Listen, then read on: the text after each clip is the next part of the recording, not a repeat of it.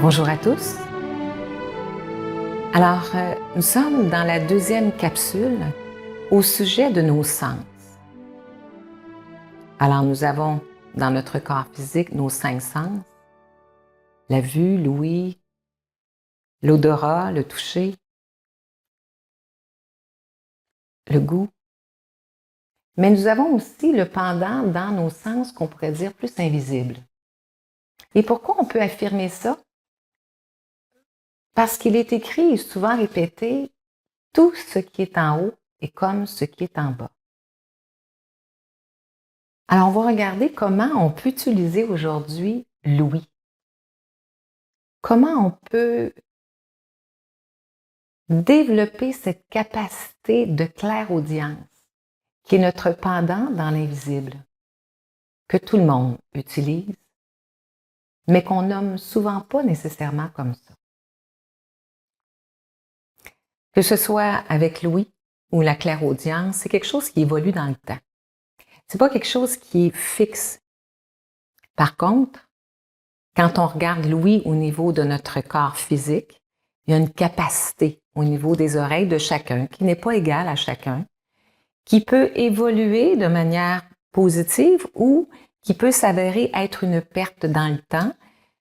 On sait que plusieurs personnes vont entendre moins avec l'âge qui advient, ou encore, je dirais, avec des expériences de vie comme quelqu'un qui a travaillé dans une usine, exemple, où il y avait vraiment des instruments qui produisaient beaucoup de bruit. Alors, dépendamment des expériences de chacun, notre oui ne seront pas identiques les uns aux autres. Par contre, la clairaudience n'est pas limitée dans le temps. Elle n'est pas limitée ni avec l'âge non plus, n'a rien à voir avec le sexe. Est-ce que c'est féminin, masculin? C'est un don qui est toujours disponible et qui se donne à un seul et même endroit, toujours dans l'instant présent. Dans cette capacité d'être dans la présence pour recevoir l'information. Et comme plusieurs d'entre nous, souvent quand on dort, nos sens ont plus de liberté. Et nos sens invisibles peuvent se donner plus fortement à nous.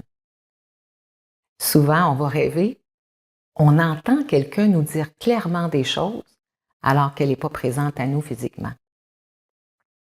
Quelle joie, exemple pour quelqu'un qui a perdu sa femme, de l'entendre appeler son nom quelques mois après son décès.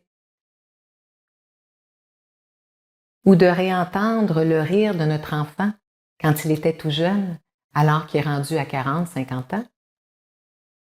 Il y a quelque chose dans cet invisible-là qui se donne continuellement à nous et qu'on n'est pas toujours conscient.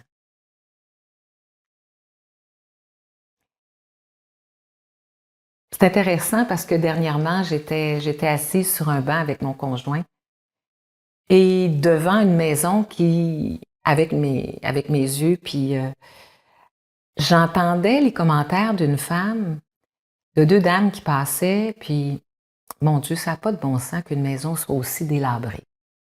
Et je les écoutais dire ça. Et nous avions vu quelques instants avant la personne sortir de la maison et elle était en chaise roulante.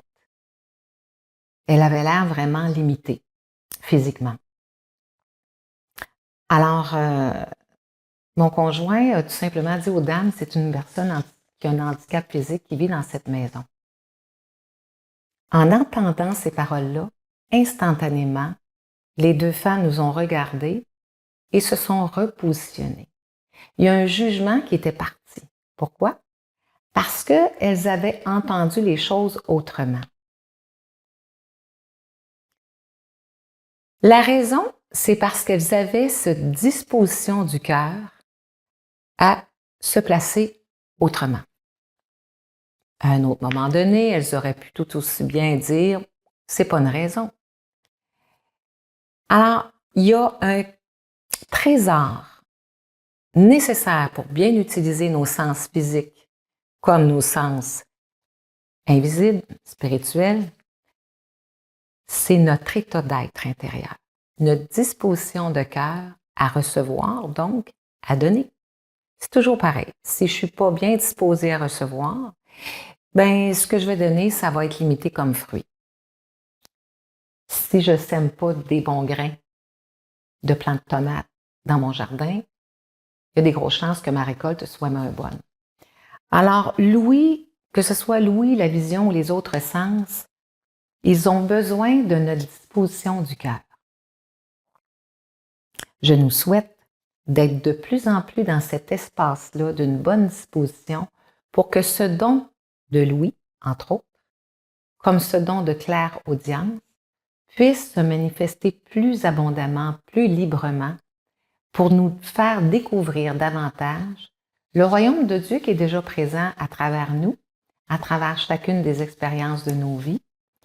Et je nous souhaite cette capacité un peu plus grande chaque jour de faire silence, de s'arrêter, de sortir momentanément de ce temps pour arriver dans cet espace d'une présence et accéder au paradis ici maintenant, à ce don de vie qui est infiniment grand, infiniment bon.